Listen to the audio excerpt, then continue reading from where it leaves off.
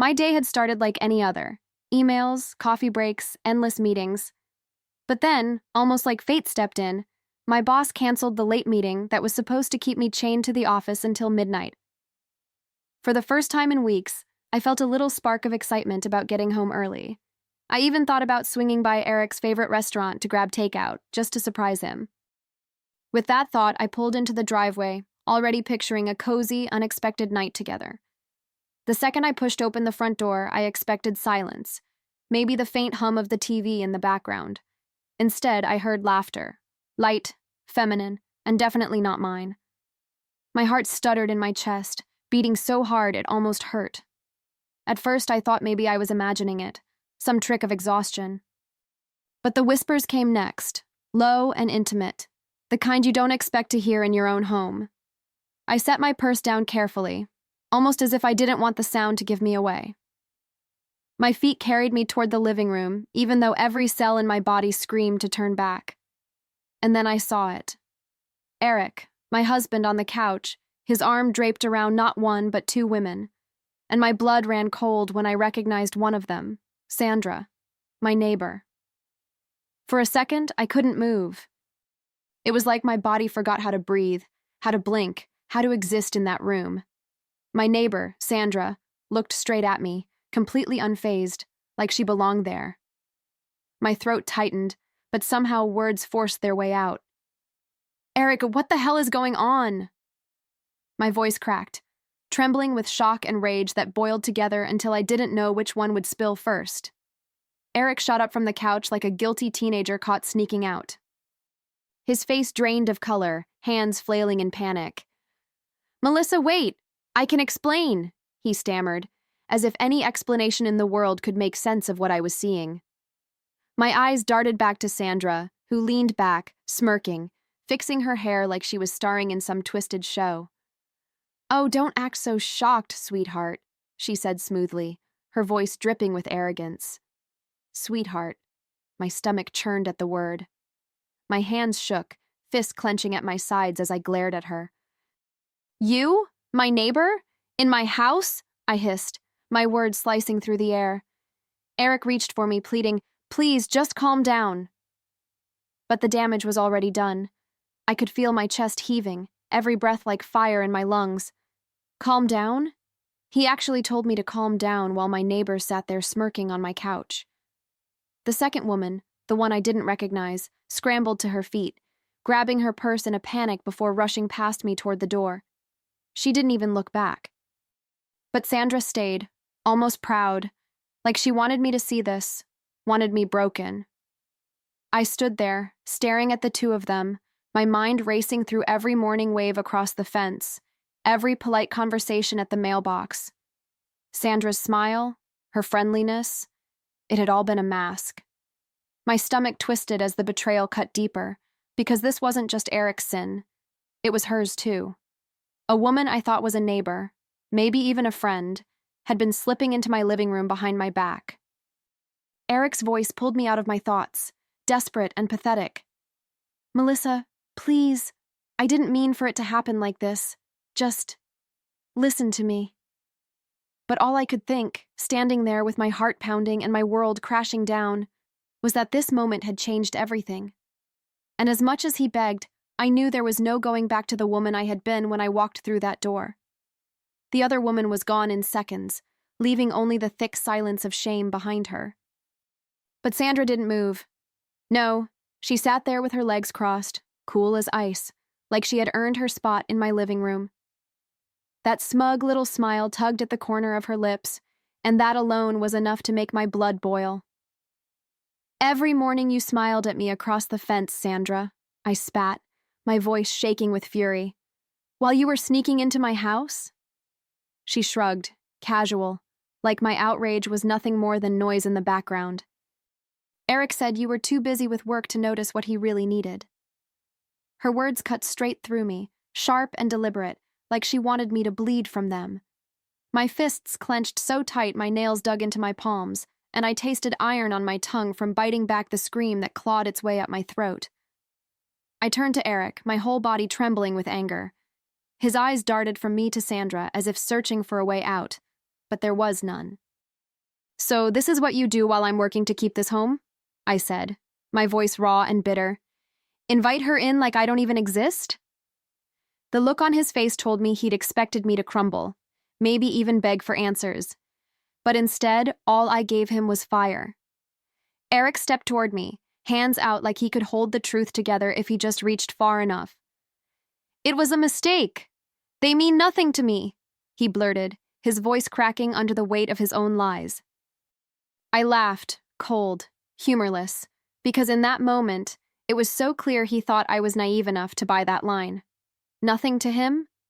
Then why was my living room still echoing with their laughter?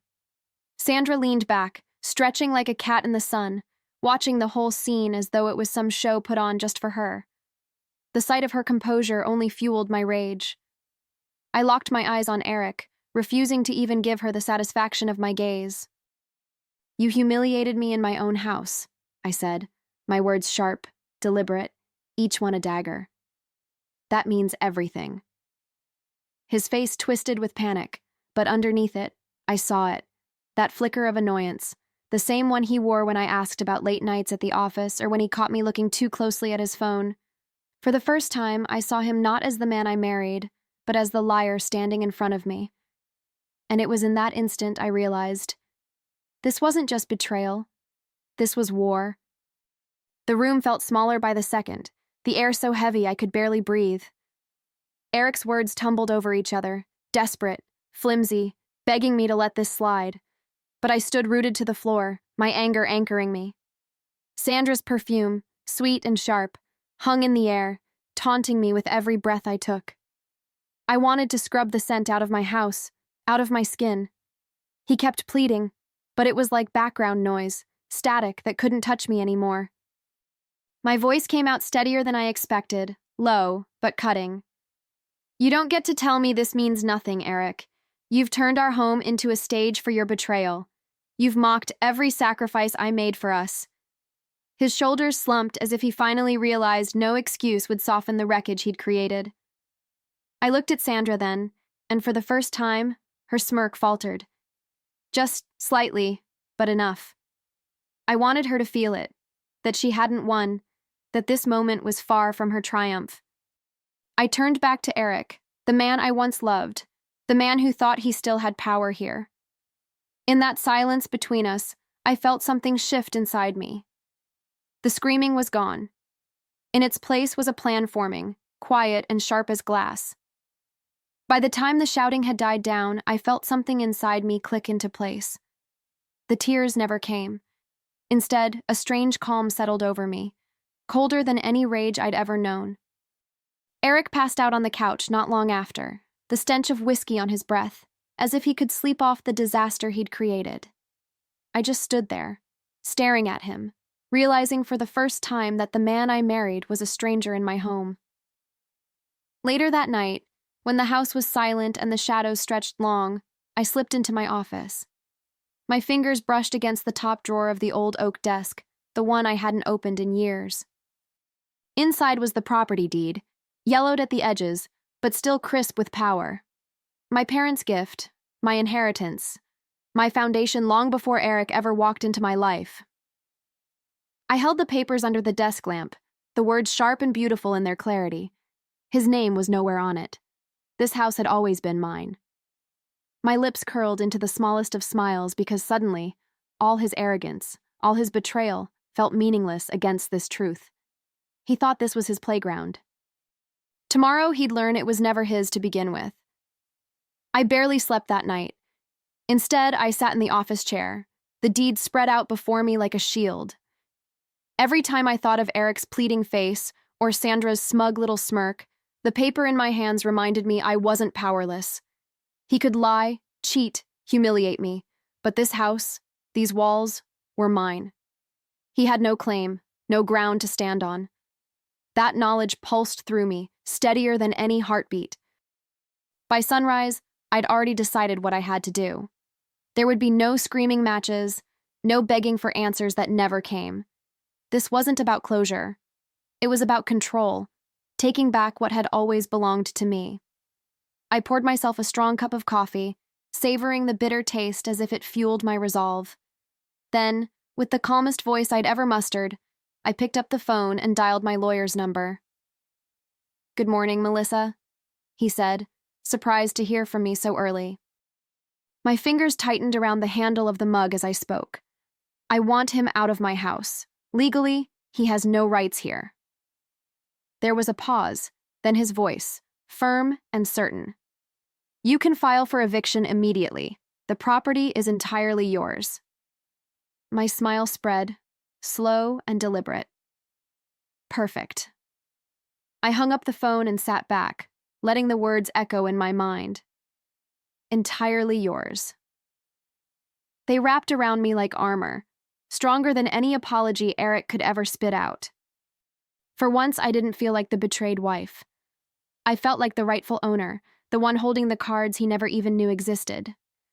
The weight of humiliation began to lift, replaced by something sharper: power. I pictured the scene already. Eric, red-faced and fumbling, dragging his bags out under the same roof he once disrespected. And Sandra, if she dared show her face again, would see just how little room I had for her smug defiance. The thought didn't just soothe me, it fueled me. My revenge wouldn't be loud, it would be precise, measured, undeniable.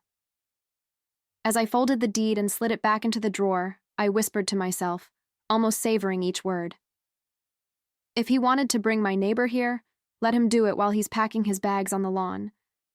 My voice was steady, my hands no longer trembling.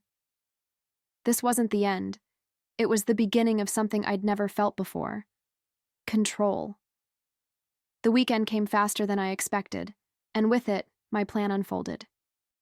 I sent out a few casual invitations, nothing fancy, just a backyard barbecue for the neighbors. I made sure Sandra's husband was at the top of the list. I wanted the stage set, the audience in place. As I prepared the food, the smell of marinated chicken and charcoal filled the air, masking the storm of anticipation churning inside me. Eric hovered around the yard, nervous, fidgeting like a guilty man on trial. He plastered on that fake smile of his, greeting neighbors, pretending everything was fine. He really thought I wouldn't dare, that I'd swallow the betrayal and keep the peace, just to save face. Watching him sweat under the weight of his own secrets was almost as satisfying as what I had planned next. By the time everyone gathered, laughter and small talk drifting through the warm air, I felt a calm settle over me. My heart didn't race this time. It beat steady, strong. I looked at Sandra's husband across the lawn, chatting with a beer in hand, completely unaware of the truth standing just a few feet away from him. And that's when I knew the moment was mine to claim. I waited until the grill was going, until plates were full and chatter filled the yard.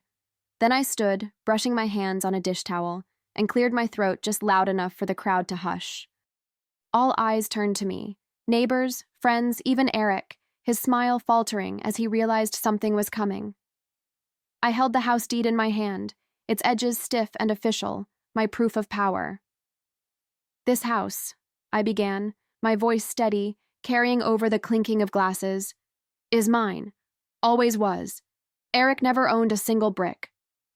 A ripple of gasps swept through the yard. I saw Eric's face pale, his mouth opening, then snapping shut. He had nothing, no defense, no way to twist this truth into one of his stories. The paper in my hand spoke louder than he ever could. I turned slowly, my eyes locking on Sandra's husband. His smile had already vanished, replaced with confusion, suspicion. And then I delivered the strike. "And as for your wife, Sandra has been sneaking into my living room while I was at work. Ask her yourself." His beer slipped in his grip, his face hardening with shock as he turned toward her. The silence was louder than any scream. Sandra's husband turned to her, his voice breaking the silence. "Is this true?" The color drained from her face as she stammered, her usual confidence slipping like sand through her fingers. Neighbors shifted uncomfortably, whispering behind their hands, their eyes darting between the four of us. The spotlight wasn't just on Eric anymore. It burned on her too, stripping away every layer of pretense she'd worn. Eric lunged toward me, his voice desperate, cracking under the weight of panic. "Melissa, please, stop this. Don't ruin everything." He grabbed at my arm, but I pulled away, my eyes locked on him with a coldness I didn't even know I possessed. "No, Eric," I said, loud enough for every neighbor to hear.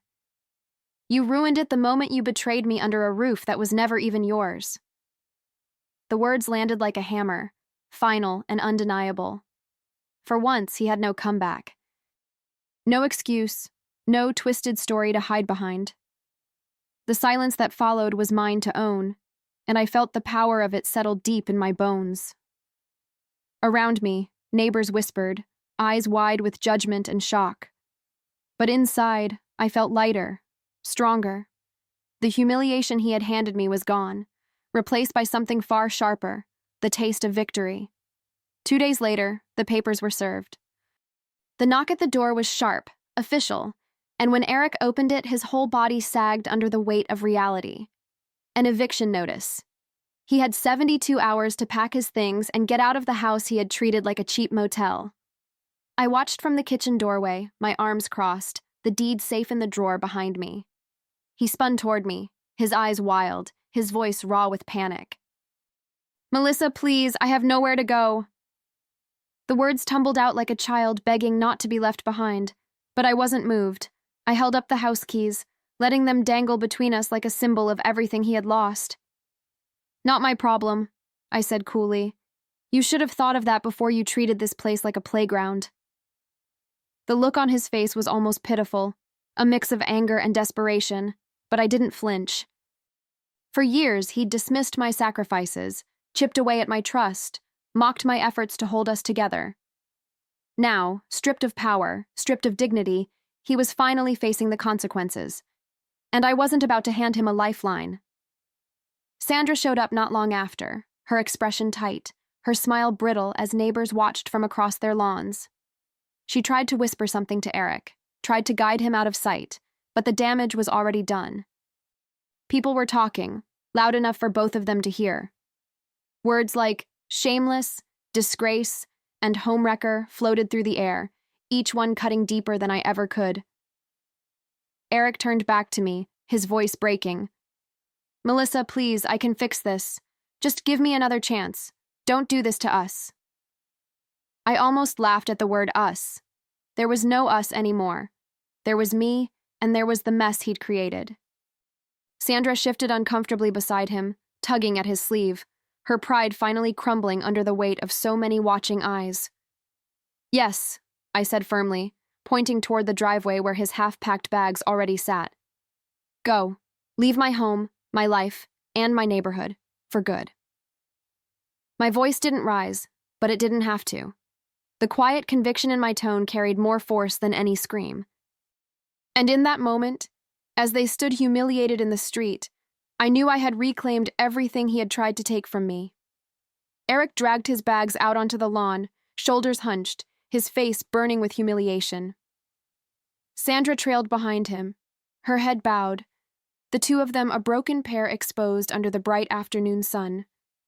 Neighbors watched openly now, some whispering, some shaking their heads, and I stood in the doorway, steady and unshaken, the rightful owner of my home and my dignity.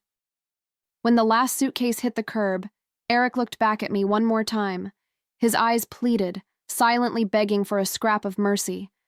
But I gave him nothing, not a word, not a tear, not a hint of softness. I simply closed the door, the click of the lock sealing his exile. That sound, solid, final, was the sweetest music I'd ever heard. Inside, the house felt different, lighter, like it had shed a weight it was never meant to carry. I ran my hand along the wall, the same walls my parents had left me, the ones he thought he could claim as his own. Now they were mine again, untouched by his betrayal. And as I stood there, I realized this wasn't just survival, it was victory. Months later, I was standing in the grocery store, basket in hand, comparing fresh vegetables like it was just another ordinary day. The rhythm of my new life had become so simple, so peaceful, that I almost forgot what chaos felt like. Then, as I turned the corner, I nearly collided with a man I barely recognized at first. Eric. His clothes were wrinkled, his face hollow, his eyes desperate. "Melissa, it's you," he breathed, as if seeing me was some kind of miracle. He gave a shaky smile, one that didn't reach his eyes. "Please hear me out. I made a mistake. I shouldn't have done what I did. Take me back. I swear I'll never do it again." His voice was pleading, pitiful, the sound of a man grasping at the last thread of a rope already cut. I raised an eyebrow, a small laugh slipping out before I could stop it. "A mistake? No, Eric. That was a choice. And here's mine. Never again." The words came easily, like they'd been waiting on my tongue all along. I watched his face crumble as the truth hit him harder than any eviction notice ever could. His eyes widened, panic spilling over as he reached a hand toward me. "Melissa, please." "I've changed. We can start over. I'll do better, I promise." The desperation in his voice was almost pathetic, a hollow echo of the man who once thought he had all the power. People passed us in the aisle, glancing curiously, but I stood firm, steady, unmoved. I tilted my head, studying him the way you might look at a stranger asking for something they never deserved.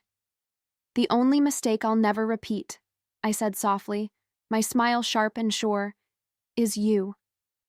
His shoulders sagged as though the air had been punched out of him. He tried to speak again, but nothing came out. The silence between us was louder than all his pleading.